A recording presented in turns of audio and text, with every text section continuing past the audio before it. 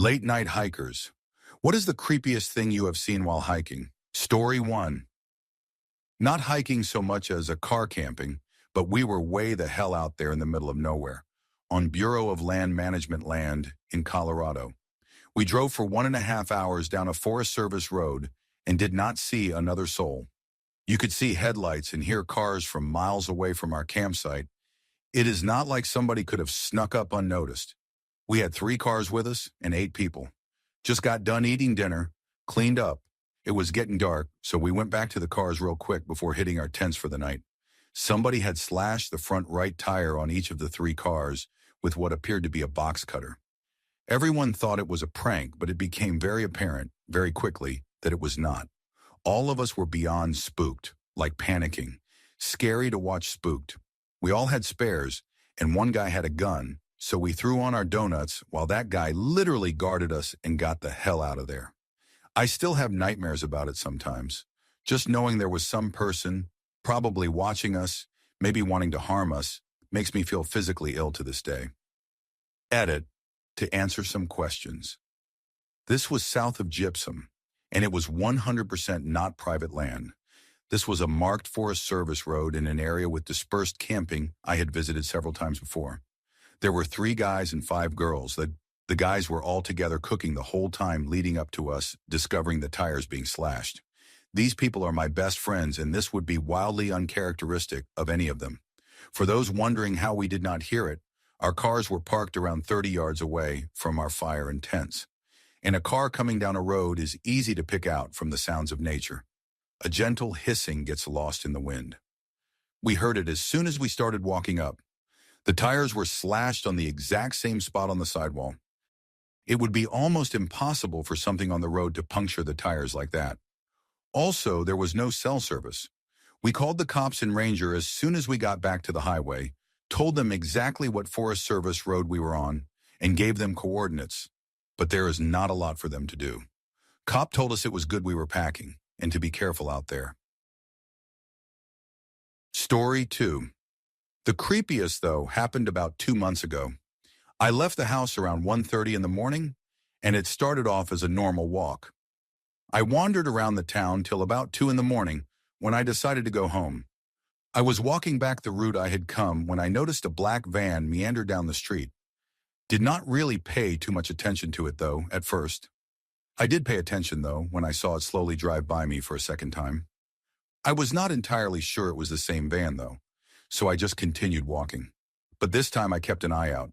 And lo and damn behold, about 10 minutes later, the same black van came down the street again.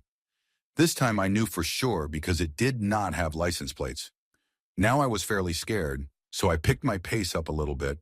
When the van came around again this time, it stopped in the middle of the road a few houses in front of me. I stopped, turned around, and booked it back in the other direction. I made a few turns onto different roads and then ran right into someone's yard. I waited behind their fence, and the same van came down the street. I assumed that when they could not find me, they finally decided to go away.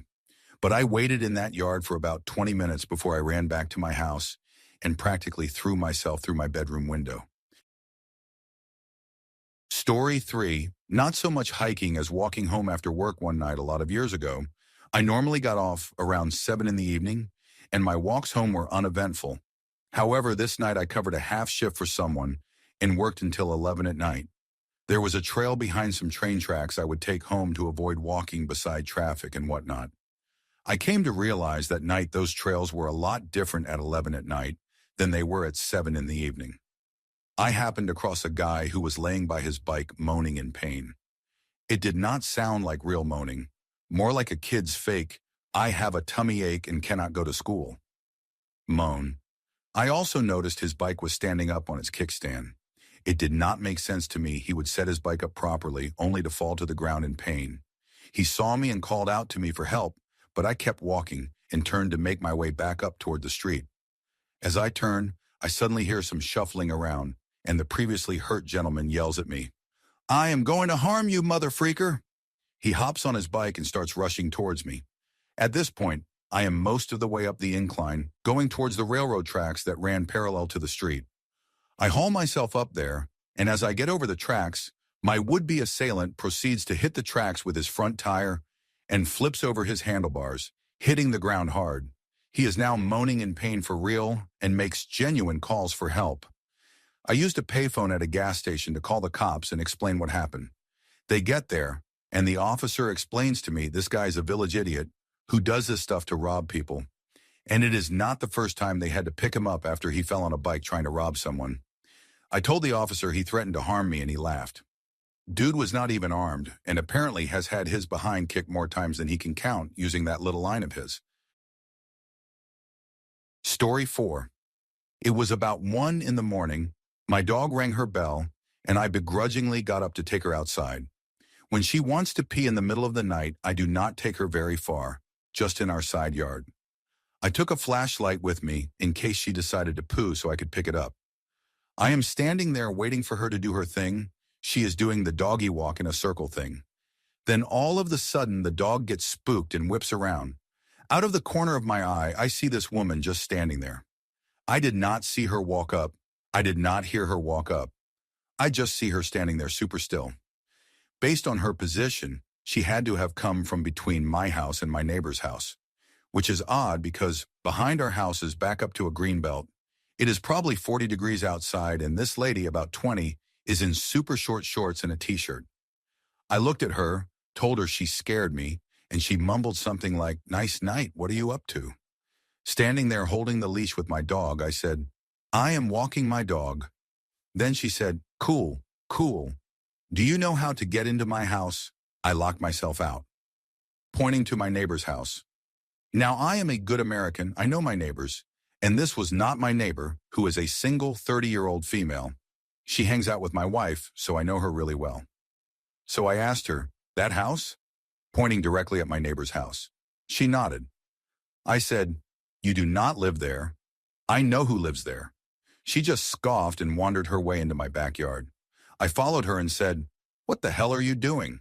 She then took off running, scaled my fence, which, item of note, it is not an easy fence to scale.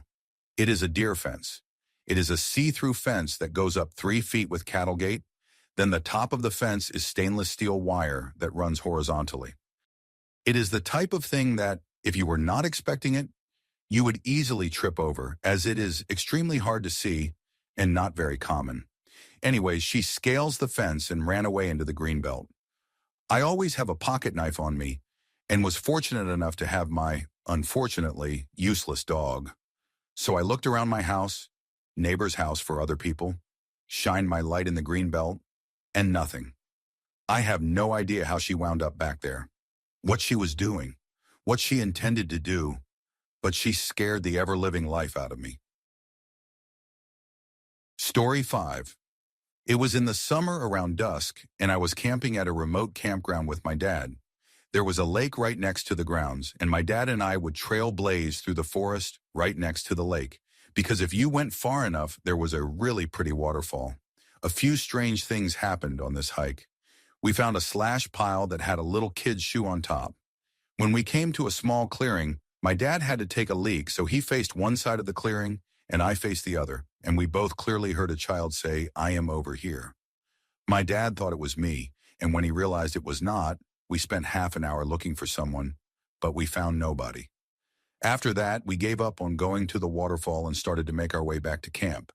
But there were clear sounds of something following us, twigs snapping, bushes shaking. We have not been camping there since. Story 6. I was walking around my neighborhood alone once, enjoying the night air and watching the stars. There was this little pond near my house, with a wooded area that had trees, a bench, and a rope swing that went out over the water. I sat down on the bench to look at the stars, and I heard some rustling off to my right, towards the trees. Bears were not uncommon where I am from, so I took out my flashlight and shone it around over there. I did not see anything. It freaked me out, so I kept my flashlight on and my senses aware, but I stayed on the bench to mull over my thoughts and watch the sky some more. I do not know why I did that, 'cause that is typical horror movie stuff. Anyway, a few minutes pass and I hear nothing more, so I lean back into the bench and start to relax a bit. I am staring up at the sky with my flashlight pointed downwards, so as not to create any light pollution, when I noticed something in the tree in my peripheral vision. I could not tell what it was, but the branch was swaying slightly, and the rustling noise was back too. I immediately sat up and stared at it, but had not shone my flashlight at it yet in case of upsetting some huge bird or something else. I do not think I have ever been that scared.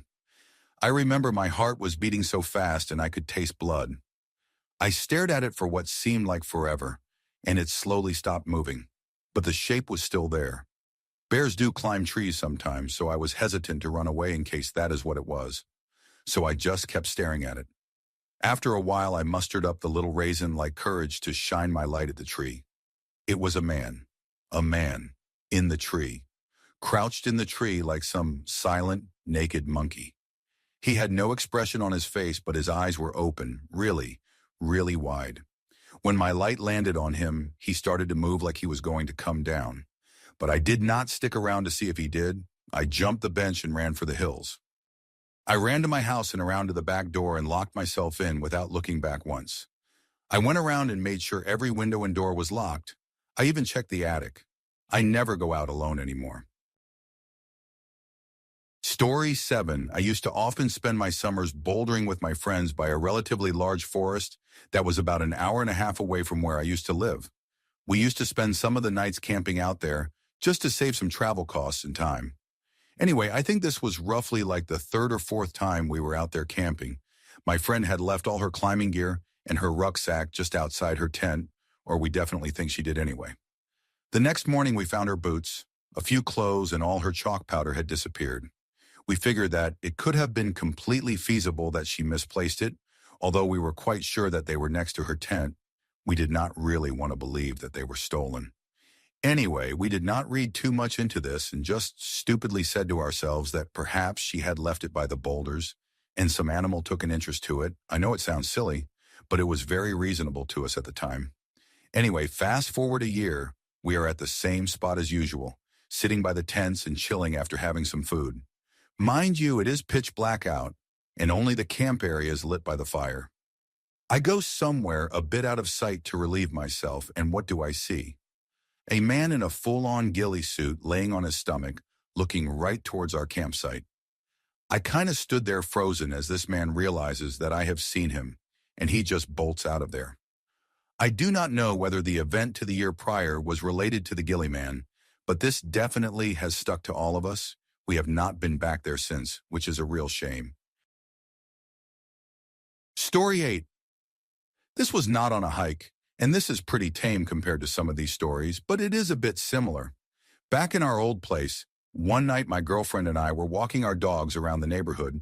She is a lot smaller, so I was walking two of the dogs and she was walking one, who was a former service dog. He was a real gentle dog, albeit a bit older. Other than snatching the ball away from the others during fetch, he had never shown a bit of aggression. I walk a bit ahead of my girlfriend because of the two dogs pulling pretty hard on me, but not too far, maybe 10 or 15 feet ahead, but around a corner. As I found out later, she had slowed down in part because she had noticed someone nearby acting strangely, scoping out a house, I think. When he spotted her, he said hi, and she responded in kind, asked how he was. Before he could answer, the dog she was walking started to growl and she apologized, commenting that he was a guard dog. The man looked at her and said, "Well, he is doing a good job tonight." She was pretty spooked and hurried to catch up to me. We were more careful on nighttime walks from then on. Story 9. When I was younger and more reckless and going to college in the North Georgia mountains, my friends and I would go night hiking a lot on the trails near campus. I got pretty familiar with the area and being out in the wilderness at night in general, which probably made me too confident. One night the full moon was out and the weather was perfect, so visibility was crazy good. Everything was basically washed in dim blue light. I was slightly stoned and feeling adventurous, and I love doing fun stuff alone, so I decided to go enjoy a night hike by myself. I took a flashlight, but this was around 2002, so no cell phone. I chose a super easy trail that was mostly flat and maybe a mile loop in a pretty secluded area, but not exactly a national park or anything. Very rural area. I did not even need my flashlight for most of it. and just hiked in the moonlight. It was actually a really cool and beautiful experience at first. At some point, I started feeling uneasy, and maybe a millisecond later, I heard a man's voice. It was coming from a good distance ahead of me, somewhere off in the woods, maybe from the right side of the trail. He was crying.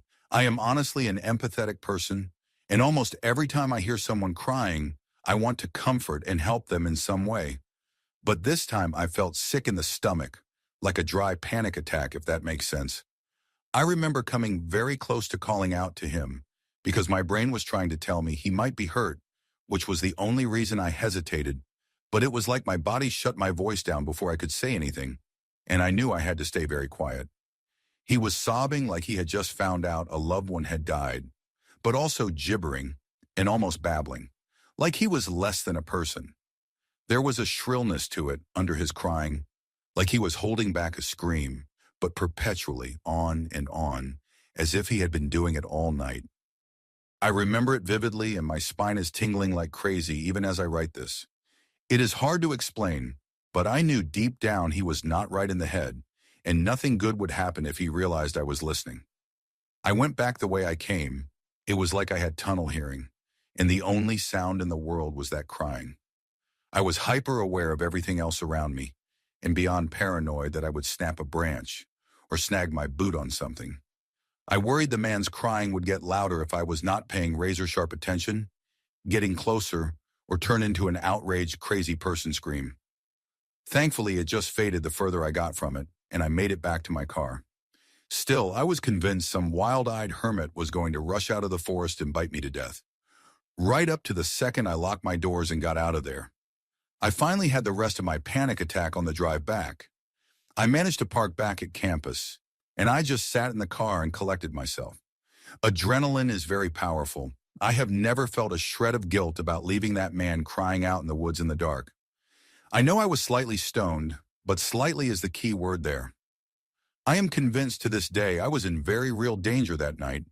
Definitely not as intense as most of the stories in threads like this, but sometimes I get that same sick feeling deep down whenever I wonder what might have happened if the moon had been less bright, or if I had been more responsible, and I had decided to use my flashlight even once. He would have seen me for sure. Story 10. I had a group of friends who used to get together and play manhunt in a local park at night. Just a different way of saying a big game of hide-and-seek tag where 3 people start off it and everyone else goes and hides in the park. As they find and tag people, they become it as well until eventually there is only 1 to 3 people left. Then we start again and play into early morning. Well, one night I was it with my friend and his younger brother. We were heading to the middle of the park, to a hot spot for hiding places.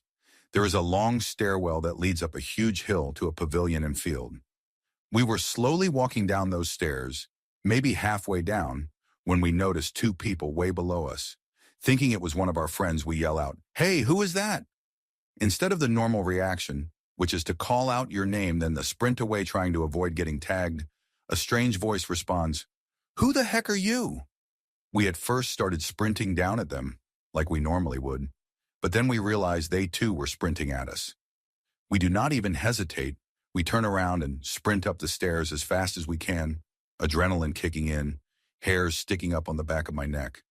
We make it up on top of the hill and pause when I look back, and they are right behind us, not more than 10 feet away, which is absurdly fast because of how much distance we had had between us.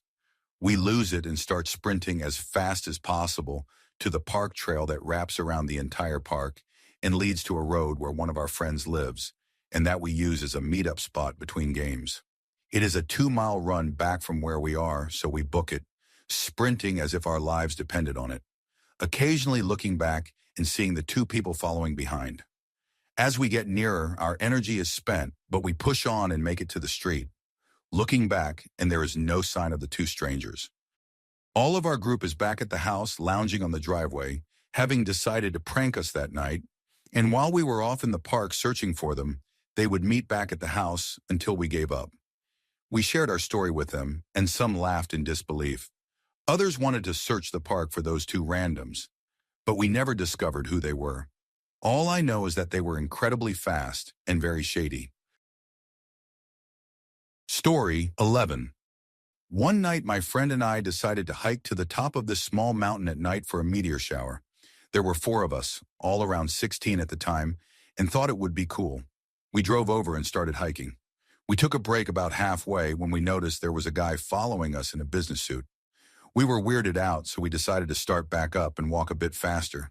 But by the next time we stopped, he was like 10 feet away, so we bit the bullet to see if he would just walk by. He did not. He stopped and asked if we were there for the meteor shower and if he could walk with us. Weird, a 30-something-year-old man in a suit wanting to hike with four 16-year-olds, but whatever. As we were walking, my friend and I noticed he was walking really close to our friend, the only girl in the group, like he could smell her shampoo close. We got to the top, sat down, and he sat down almost right up on our friend. With her reasonably freaked out, I made an excuse on why we have to leave early, and we promptly booked it out of there, nearly running the entire way down. When we got back to the car, we thought, cool, we ditched the weirdo. But no. When we were all in the car, my friend pointed out that this guy is full on, sprinting down the trail and towards our car with a large stick. Being in a car, we just drove out of there very shook up. We chalked it up to some man on some kind of drug. But 2 days later, we all got a text linking us to a news report about a man that had harmed his wife and then proceeded to harm another girl later that night on a hiking trail. It was the same man at the same hiking trail. We never told our parents about the incident and never went back there.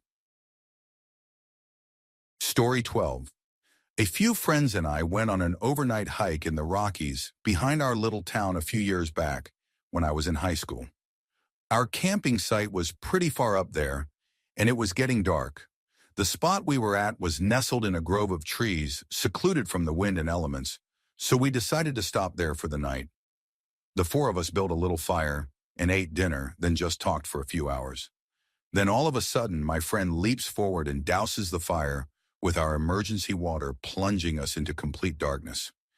Needless to say, the rest of us were pretty upset as there was no reason for him to do this. He quickly shushes us, and we realize he is absolutely terrified, like so scared he could not even speak or move.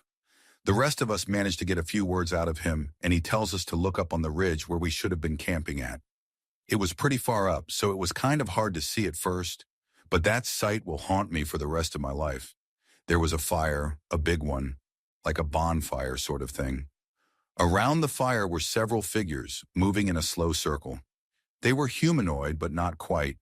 They had arms and legs like people, but something just seemed different about them that I cannot really explain. Almost like the limbs were too long and skinny or something, but maybe not. Anyway, these figures just moved around the fire in a really slow circle over and over again. My one friend claims he could hear them singing something, but I do not remember anything. Importantly, there was one standing off to the side a little ways, leaning with his arm on a tree branch above his head. It really creeped us out, but we were able to sleep it off. We figured it was a scout troop having a camp or something. Morning came, and we finished off our hike to the peak, and on our way down, we passed the place. We saw the figures and decided to check out the camp. It was completely deserted. It was obvious that there had been a fire, and there were footprints everywhere.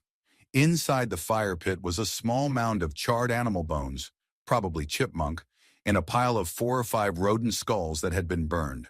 Creepy, right? Then we look over at where the one figure was standing. Blood. Not a lot, but enough to be of concern, or anything but enough to be creepy. Then we see the tree branch he was casually leaning against. It was well over any of our heads, and I am over 6 feet. That would mean that in order for the figure to lean against it like he would need to be at least 7 feet tall. Needless to say, we got off that mountain very fast, and I have never been up there again. We called the Fish and Wildlife Rangers and told them what we saw. They said it was probably just a bunch of kids messing around and not to worry about it. It might have been just that, and we let our imaginations run wild. But all 4 of us swear to this day we all saw the same thing, and it did not look like a bunch of kids in the dark. I do not believe in ghosts or the supernatural, but those mountains still scare the life out of me, and I will never go back there again. Story 13. Years ago, some friends and I were going to have a campfire at a lake late at night, with copious amounts of alcohol. When we got there, we had to drive around a barricade, and one of the cars got stuck in the mud. While trying to get it unstuck, I looked around and made a joke about how we were definitely in the beginning of a horror movie. We all laugh about it. We get the car out and continue to the lake, get all set up, fire is going, music is playing, drinks are flowing. We are having a great time. All of a sudden, some random guy comes walking out of the woods with a beer. I get nervous. Everyone else tells me I am being paranoid since I watch a lot of scary movies. They invite him to join us. He ends up sitting next to me but a few feet away. I go to grab another beer from the cooler, see the hatchet that someone brought, and I decide I am going to hold on to it. I sit back down and this random guy makes some comment about he can see my jugular and wants to bite it. I am ready to leave, but I, of course, did not drive. A little while later, he makes a comment about he should have brought his chainsaw. I am completely alone in thinking this is going to end badly. I move across the fire and closer to the cooler and one of my friends. I set the hatchet next to me, try to ignore the guy and enjoy my night. Fast forward a bit, and the guy is making more weird comments, so I reach for the hatchet. It is gone. I start glancing around, discreetly at first, when the guy smiles at me from across the fire and goes, "Looking for this?" and holds up the hatchet. I said, "Forget all of this. I am leaving," and managed to get one of my friends to leave. The next day, everyone said that nothing more happened, but as someone who has seen a lot of movies, I was not taking any chances. I am white, but I am not laugh off a crazy guy with a hatchet white. Story 14. I was out taking my dog on a short walk and to go to the bathroom. She was a rescue and was at this point terrified of everything. So getting her outside was always a task. It was around 4 in the morning, and she was whining at me. I figured she needed to go to the bathroom, so I put on some shoes and took her outside. It was a warm night as it was July in Missouri. I am walking down the street from my apartment complex, and I see a figure standing under a streetlight, not moving. Thinking it was just a guy out for an early morning run, I kept walking. That is when this figure started to move towards me in a weird fashion. He was not jogging, was not walking, it looked like skipping. Thinking to myself, what is this? I stopped walking. That is when my dog started growling from behind my legs. I had had her almost 6 months and had never heard her growl or bark. I turned around and walked back into my complex. I looked over my shoulder and this man is standing at the entrance to my apartment complex, head to toe in black clothing, grinning from ear to ear. I was fully in what is happening mode and walked back into the complex further while checking to make sure the smiling man was not following me. I started to walk towards my entrance and he turned and slipped away into the night. I went and talked to my landlord the next day and she told me they had had multiple reports of this man skipping around the complex late at night. But whenever the cops showed up, he was gone. Story 15. This happened to me a few years ago. I used to go to school at the University of California, Santa Cruz. I am a runner, and the campus is in a beautiful redwood forest, so I would run on the trails. One day I left a little later than usual on a run through one of the more isolated trails. Here is where it gets weird. I was about 15 minutes running deep into the woods and still had not seen anyone else around. Suddenly, up ahead, I saw what appeared to be a homeless man in ragged clothing walking on the trail. Now he was walking further into the woods, and this path went very, very far, and the sun was setting. That means this man was spending the night in the woods. I wanted to reach my usual running checkpoint before turning back, so I decided to keep my distance and run by. As soon as I passed the man, he called out to me, "What came first, light or sound?" In my head, I was like, "What is this? This man is not well." But I decided to humor him and yelled out light without looking back. He said, "Well, I think it is sound, but who knows?" and started mumbling to himself. I continued on. I reached my goal and started to head back. It was really dark now, and I was feeling uneasy that I had to pass this man again to get back.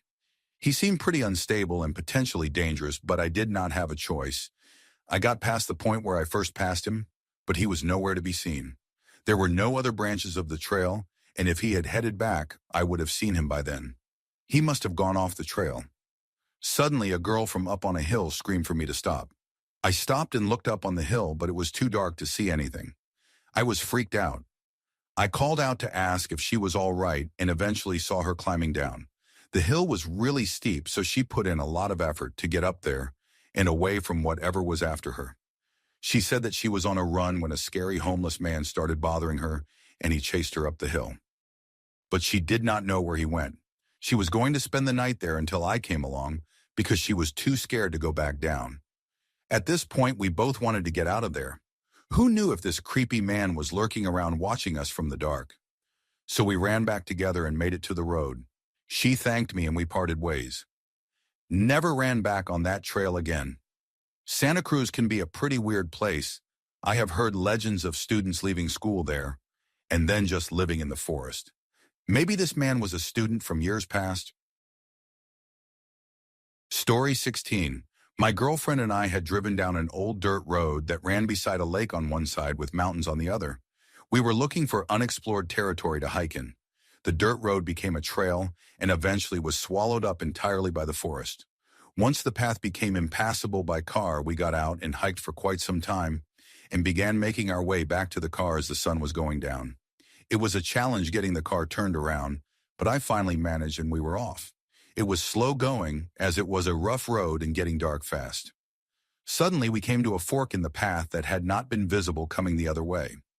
Neither of us had any idea whether to go right or left, so I just picked randomly, hoping that both would end up taking us back to the main road.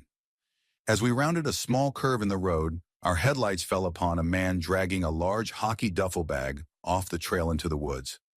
As soon as the lights hit him, he just froze completely still. Driving past him felt like an eternity because we could not have been doing more than 5 miles an hour due to the rough road. My girlfriend and I did not say a word to each other until we were well past him, at which point we were like, "What was that?" And then the road ended. Just like where we had stopped the first time, the forest had swallowed up this part of the road. We were going to have to turn around and drive by the man with the human-sized duffel bag again. I told my girlfriend to buckle up and hold on tight because at the first sign of trouble, I was going to speed out. We came to the spot where the man was and he was nowhere to be seen. We eventually made it to the right path and got out of there.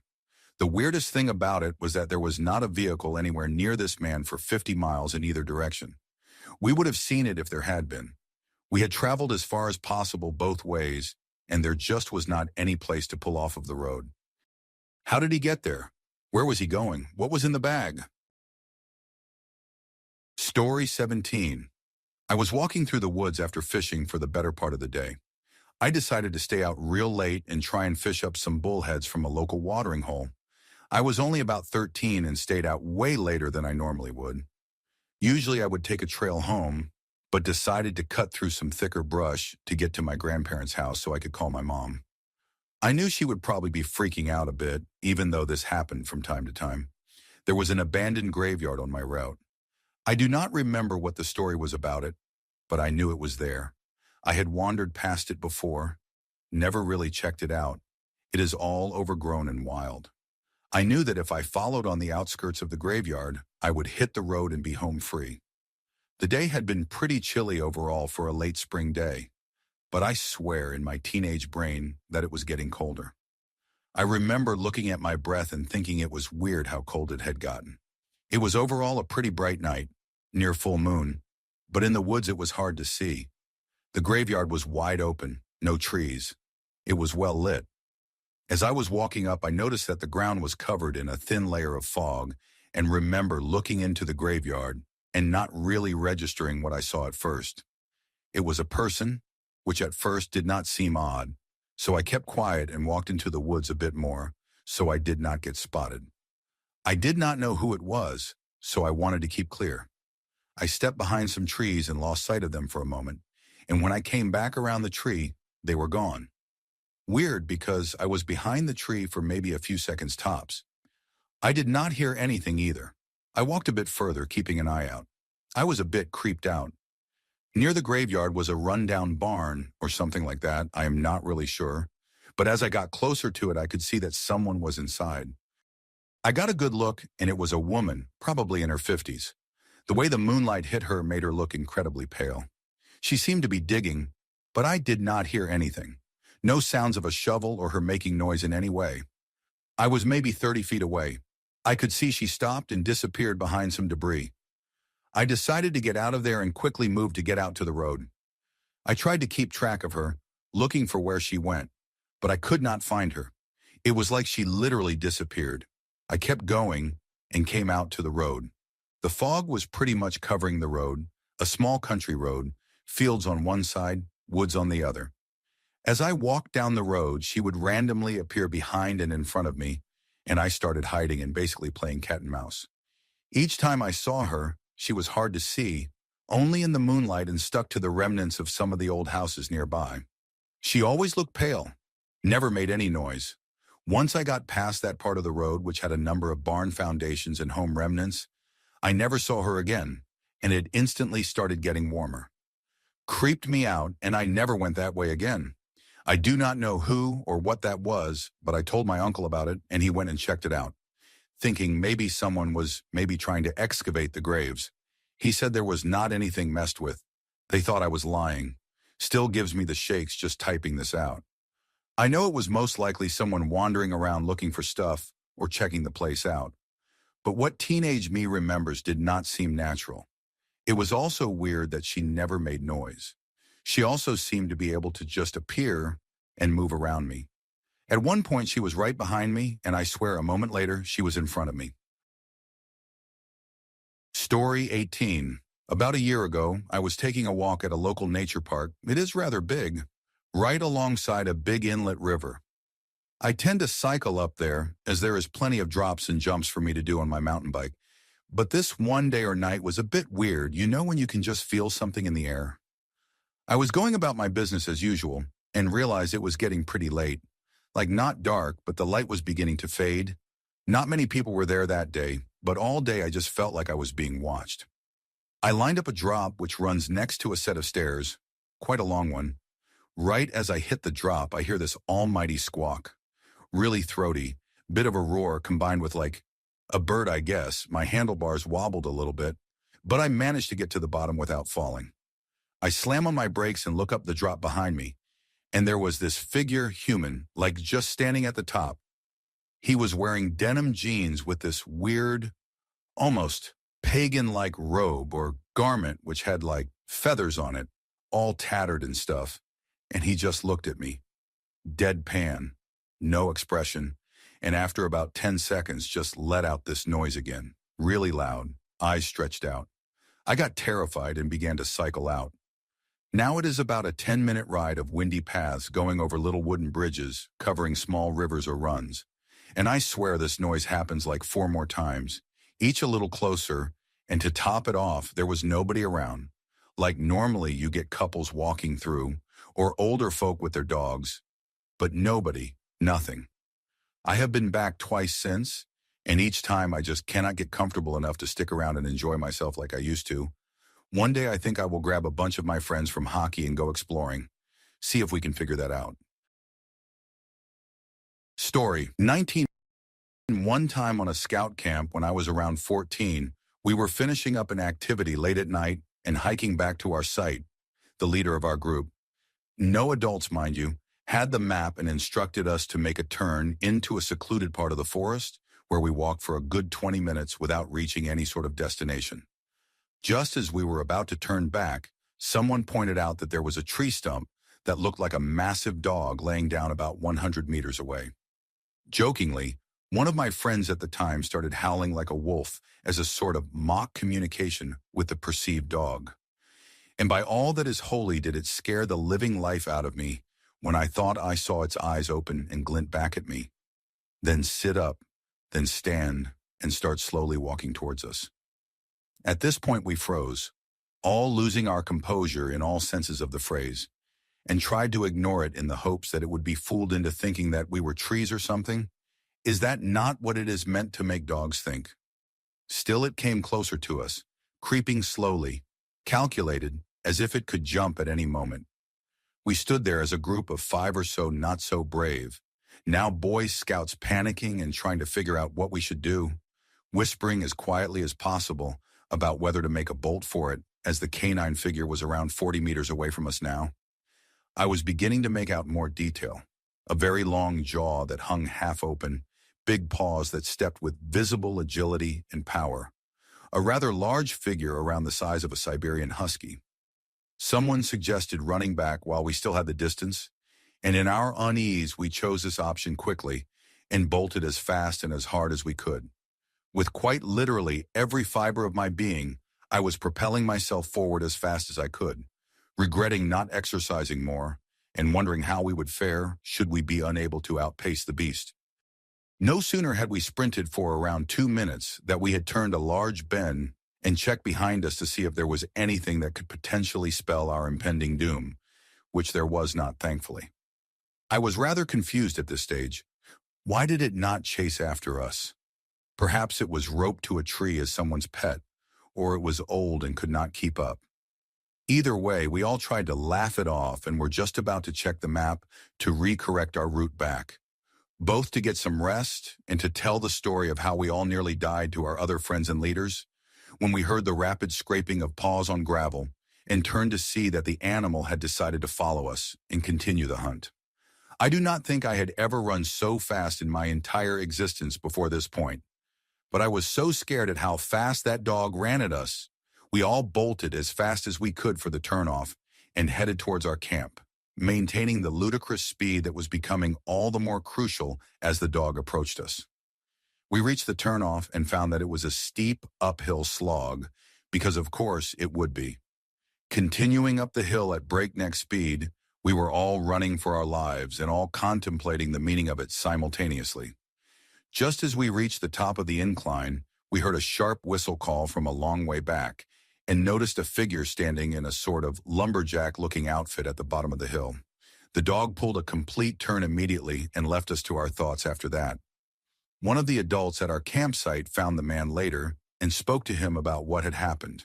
Apparently, the dog was trained to retrieve hunted animals and as such figured we were a target and so pursued us as a target. Probably one of the scariest things that has ever happened to me as a kid. Story 20.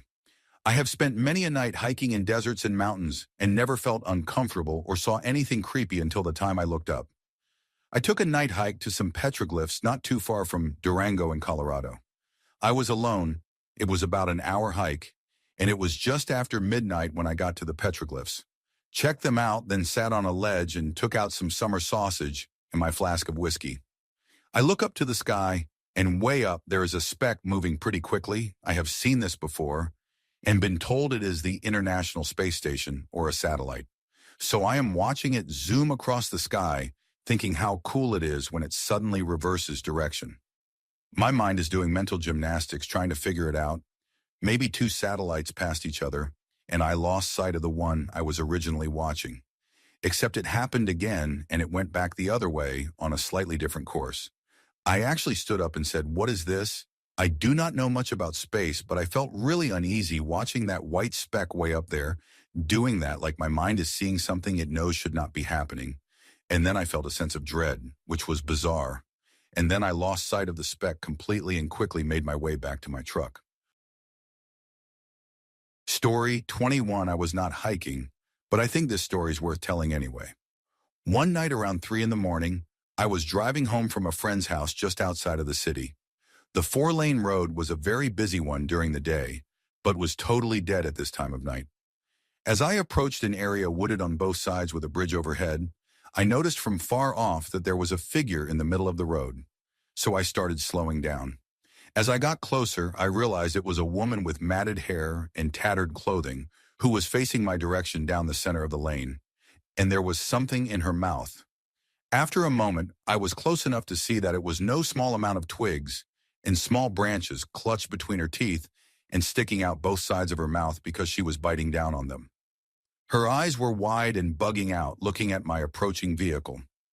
I know this might sound odd since I was inside my moving car, but I think I let out a little scream because the sight was disturbing and I came upon her so quickly. What was worse is that I quickly changed lanes to go past the woman, but whichever direction I went in, she moved quickly and decidedly toward my car, as if she was going to jump in front of it. I swerved a few lanes over to give her a wide berth, drove past her, and just kept going. But the feeling took a while to leave me. And the walk from my parking spot to my apartment in the dark a few minutes later was an uncomfortable one. To this day, I think it is the eeriest thing I have ever seen. Story 22. My story became creepy after the hike, not so much during. It was a mild December day in New England, and my then girlfriend and I decided to do a short evening hike at a local state park. An easy trail up to this old stone tower or structure. We brought a little weed with us and hung out on top for quite a bit until it started to get dark. We smoked a bit, talked, and enjoyed the views. The tower overlooks the trail heading up to it, and as we were up there, we noticed someone walking up the trail to the tower. It was a man dressed in black, just casually making his way up. Now me, being a teenager at the time and a little stoned, glanced to see the man coming to the tower and quickly packed up my stash for discretion. We decided to just start our hike back as it was near dark anyways. But as we make our way down each of the 3 or 4 levels of the tower, we realize we do not see the man. The stone structure is large but open and with many windows, so I kind of look around curiously just to see who had hiked up. No sign of him, and no sign of him around or on the trail either. You can see a good distance in every direction leaving the tower, certainly enough to see someone a few seconds after they turned around to leave. He had left somehow, it confused me, but I was also kind of stoned, so we paid no mind to where he went really, and just made our way back to the car. Now where it gets creepy is that a few months later, I found out that my experience was not unique. I discovered that there were similar stories about a ghostly legend of the state park. I was really interested in the paranormal at the time, and while researching local ghost stories online, I found the story of the man dressed in black. He is sometimes seen near dark walking up to the stone tower, and some claim that if you keep your eyes on him long enough, he will just disappear. I was flooded with chills when I read about it, and I am just glad that ghost did not cross my mind when I saw him. Story 23, I got a good one. I was looking for worms on a stormy night on my well-lit street for fishing the next day. Worms loved the rain and were filling the streets. I was not finding anything worthwhile, so I headed home. I knew a spot in my backyard that always had good-sized worms. I walked into my dark backyard with my dying headlamp and began to look around. I could not hear a thing due to the pattern on my raincoat. I felt the shiver like I normally do when I am being watched. It was not the first time. My headlamp had a setting that would burst light for a few moments, then diminish back to a very low setting when the batteries were low. I looked around and saw a set of yellow eyes staring at me from the brush about 20 yards away. My stomach dropped and I immediately drew my combat knife. I live in Colorado and knew that first they were not the blue eyes that deer put off, and second they were higher off the ground than a normal cat would be stalking at. I tapped my light and saw a fully grown adult mountain lion watching me. Then my light dimmed down back to its low light setting, while the cat looked away and I lost complete sight of it. I covered my throat with my arm with a shovel in it and slowly backed up to the stairs of my house, while scanning every inch that my poorly lit headlamp could cover. I made it inside with my heart pounding. I believe that if I would not have had that feeling, I would not be here today. My back was completely turned to the cat, and it could have been on my neck in a matter of seconds, harming me. If you are ever in the Rockies, scan at night, and if you know you are being stalked, face the cat, cover your neck, and back up to friends or a safe location. For every one cat you see, at least 10 have seen or stalked you. Story 24. Me and my family went to our local mountain to look at the massive amount of snow it had gotten in the past few days. From Arizona, so snow is rare. We were walking down the trail when all of a sudden our dog stopped and started to growl down the path. Now this dog scares himself awake with his own fart, so he is easily scared off. But not this time. He just looked down the trail and was growling. We tried to get him to keep walking forward, but he would not walk forward and was being dragged as we tried to keep going. We stopped and tried to pet him and make him feel better, but he would not even look at us, just whatever was behind us in the trees. He was smelling or seeing something that he did not like, and when me and my father tried to go down the path alone, he would start barking at us as if he was so scared for us and was panicking that we were getting closer to whatever he did not like. We stopped and just went back down the trail back to our cars. We told everyone that was coming down the trail what we heard, and most of them blew us off, but some just turned around with us and walked someplace else. I am happy we never found what he was so scared of.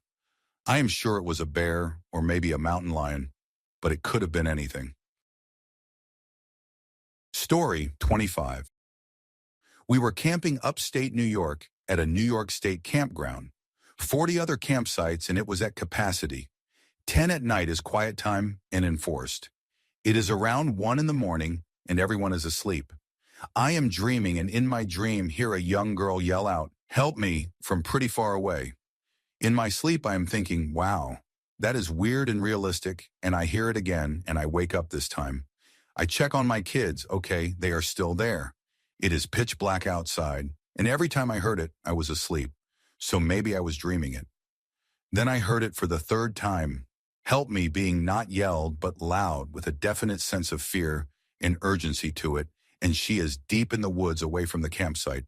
This time it sounded further away than the last. I am now trying to figure out what to do. Is somebody dragging her to her harm? Is an animal attacking her? The middle of the night and it is pitch black outside of the tent. I arm myself with my pocket knife locked open and I leave the safety of my tent ready to defend, wondering what the news articles will say about my heroism and subsequent end from a murderer or wild animal. At this time, there are other campers yelling out, "Where are you?" followed with only a response from her, "Help me," which is getting further and further away. I am kind of freaked out at this point. So maybe 4 minutes have passed and other people have joined in the search. We hear somebody say we found her. I walk around to one of that site with people that were searching for her, and they said they found her. She was sleepwalking and walked into the woods. Apparently she does this a lot. Going back to sleep was challenging. Story 26. I have a large farm in Gippsland, Australia. Most nights I would walk the fences with the dogs just to relax. This walk would usually take an hour and a bit. This one year in winter, we had a very large collection of dead trees in the back paddock that we had decided to burn, started the fire in the morning, and let it burn all day. Every so often, I would go and check that it was okay. So it gets to night, and around 9 at night, I decide to go for my walk and check on the fire, go to get the dogs, and they just stayed in their kennels, which was strange, but they had a big day herding. As I get down towards the fire, I just get this chill through my body and start to feel unsettled. At this point, I just beeline to the fire. As I am about 5 meters from the fire, I see a figure to my left, but behind me by about 50 feet. At this point, I think it is one of the dogs that has finally followed me. I turn to call it over, and I get no response. I whistle some commands and still no response. It is just standing there. I am terrified at this point and move closer to the fire and grab a burning branch. I start to think I am in danger. It is a wild dog, my wife will find me mauled. I decide to rush it and hopefully scare it off. I take 2 steps and this thing takes off like a bullet. The only noise is when it jumps the fence and hits the bush. I run back to the house to find the dogs all where I left them. The next day I go to check the fire with the dogs. Both of them refused to get out of the vehicle and even the cows would not go near the area. I stopped walking after that, and now I carry a knife with me when I go in that area of the farm. Story 27 was not hiking, but was camping near the Appalachian Trail when I was a teenager, admittedly to go drink on the 4th of July. Lived near the Appalachian Trail my whole life, so knew that it was a ripe spot for meth users and serious poverty. We had chosen a nice big clearing that was next to a parking lot, but we knew the area well enough to know that it was not a very visited spot, had to drink somewhere. Woke up in the middle of the night to a low hum of some type of vehicle, dismissed it as being in the parking lot.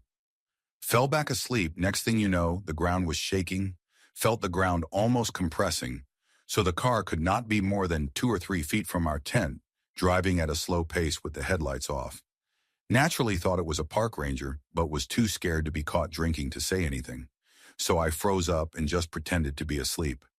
Eventually the car drives by full gas, and could hear it go off in the distance. But all of a sudden, everything was silent, and I see a lot of flashlights walking past our tents. I dismissed it as how lights can look like a lot of lights when shown through a tent. So thinking it was my friends who got out to check what was up with that car, I told them to shut the lights off. They did. All went off at the same time. I then turned over to see the outline of all my friends in their sleeping bags, but since we had one more tent, I was not worried. The guys in the other tent the next day then asked us if we had gotten out and drove through the campground last night. We said no. I then asked them if they went to check it out. They in turn said no. They thought it was us just returning to our tents. I then had the most uneasy feeling in the world, like I was about to throw up, probably from the copious amounts of barley, but also just frozen in fear. Story 28. Sometimes I go on late-night walks with my partner, like 2 or 3 in the morning. It is a route that we often take during the day as well, and by this particular point we had done the walk a few times. It is a paved road through a park, so it is not particularly hazardous. Sometimes we have heard coyotes in the distance, but that was never a big deal. I like to listen to the frogs and other night noises. Reminds me of where I grew up. But this one night we decided to go out when it was way too dark. Overcast, very little moon. A dark night. Part of the road is covered by trees, so it was even darker. We are walking slowly just for safety. We talk while we walk, and I always figure that is good enough for most wild beasts. And if a random person or whoever happens to be out there, they will also hear us coming and not get spooked. But right as we start to come out of the trees into the clearing, she catches a glimpse of movement off to the side of the road. She grabs my arm and asks, "What is that?" And I am like, I do not think it is anything. But then I see it too.